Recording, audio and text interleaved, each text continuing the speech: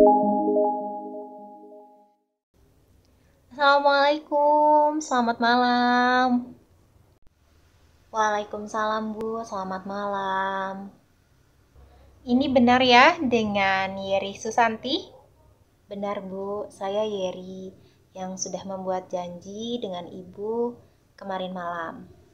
Halo Mbak Yeri, bagaimana kabar Mbak hari ini? Saya sangat senang sekali nih bisa berjumpa atau bertemu nih dengan Mbak Yeri walaupun memang secara virtual ya. Tapi itu juga tidak mengurangi rasa senang saya untuk bisa bertemu dengan Mbak Yeri secara virtual ini. Alhamdulillah Bu, saya baik.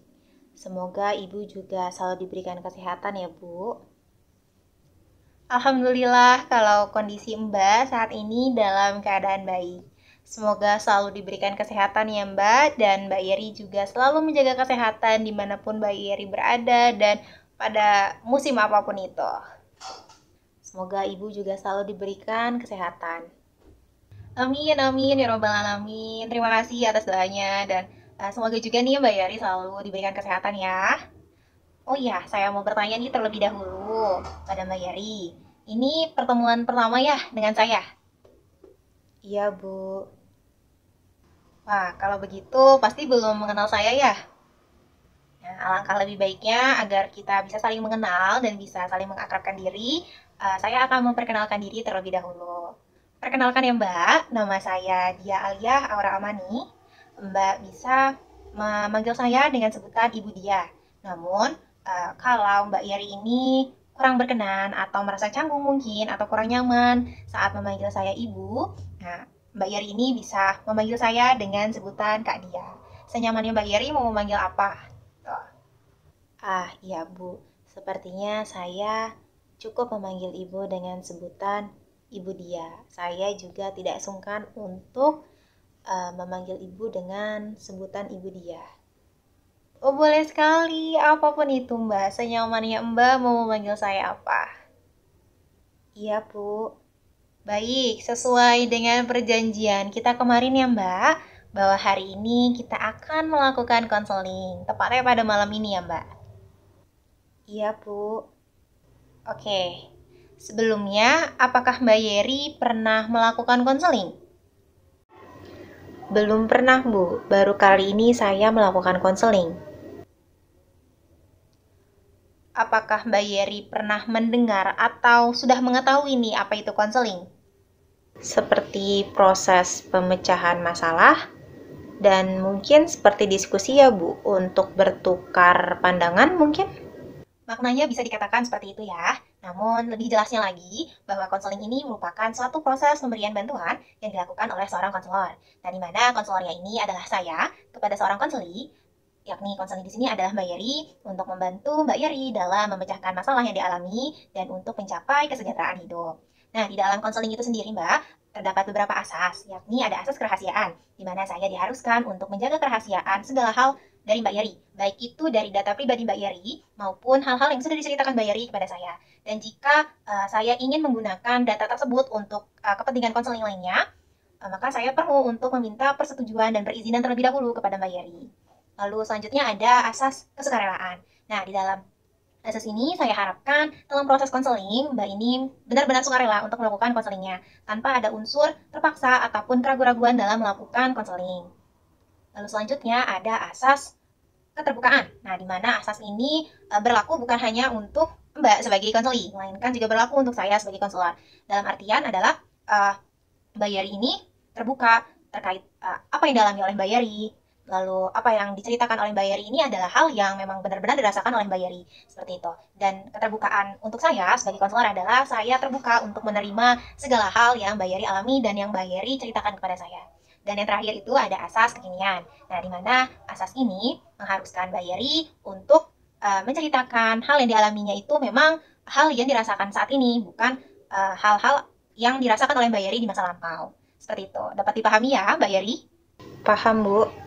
Baik, seperti yang sudah dijelaskan ya di dalam perjanjian sebelumnya, bahwa Mbak Yeri ini memiliki beberapa hal yang ingin didiskusikan ya Mbak, ataupun dikonselingkan pada hari ini. Nah, oleh karena itu, jika Mbak Yeri sudah siap, maka konseling dapat kita lakukan. Iya, memang ada beberapa hal ya Bu yang saya rasakan dan saya alami saat ini. Apa yang sedang Mbak Yeri rasakan atau yang Mbak Yeri alami saat ini? Saya sedang memiliki masalah Bu dengan kakak saya. Oleh karena itu, saya berada di sini untuk melakukan konseling dengan Ibu. Namun sebenarnya saya agak malu ya Bu untuk melakukan konseling seperti ini karena memang kan sebelumnya saya belum pernah untuk melakukan konseling apapun itu Bu. Dan saya rasa saya sebenarnya agak kurang nyaman jika harus menceritakan hal-hal yang berkaitan dengan privasi saya seperti itu Bu.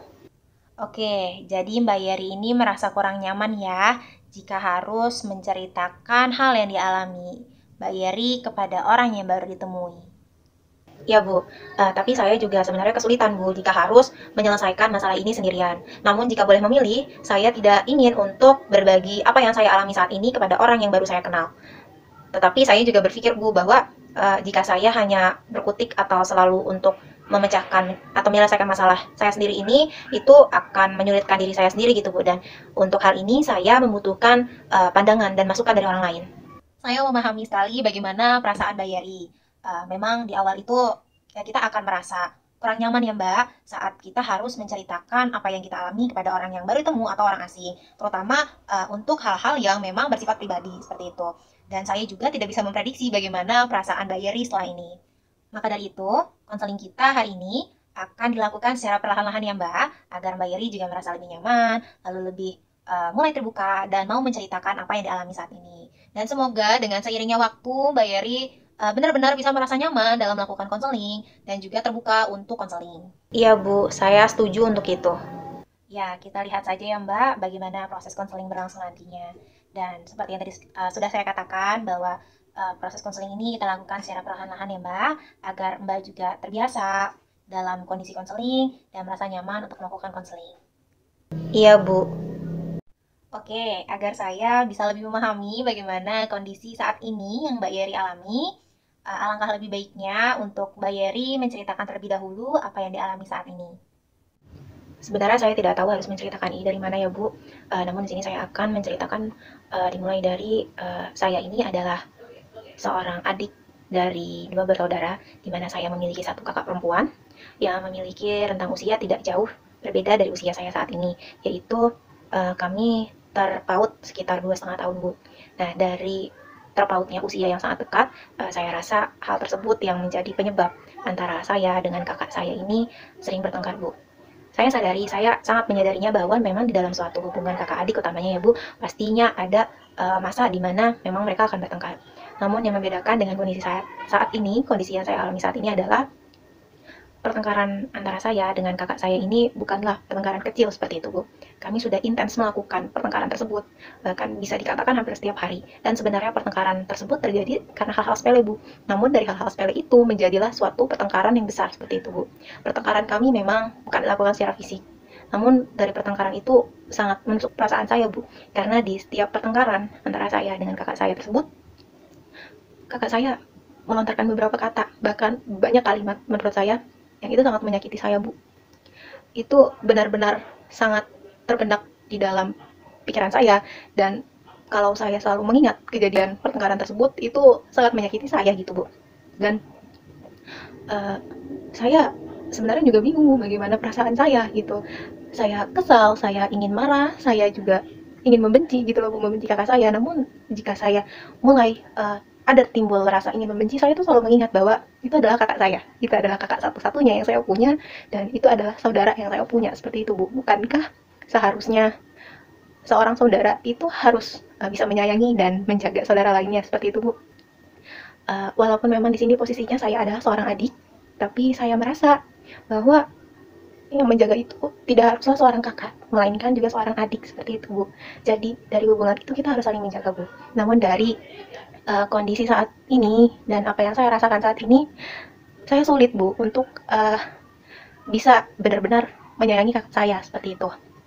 Dan seringkali terbesit dalam benak saya Bu, apakah saya sebagai seorang adik sudah bisa dikatakan sebagai seorang adik yang baik? Lalu jika tidak dalam kondisi atau bisa disebut juga dengan uh, posisi di mana saya sebagai seorang adik yang kurang baik, apakah memang ada hal-hal yang kurang dalam diri saya, seperti itu Bu. Dan saya bahkan pernah terbesit seperti ini Bu. Saya merasa apakah memang saya adalah adik yang durhaka untuk kakak saya, sampai-sampai kakak saya pun memperlakukan saya kurang baik, seperti itu Bu.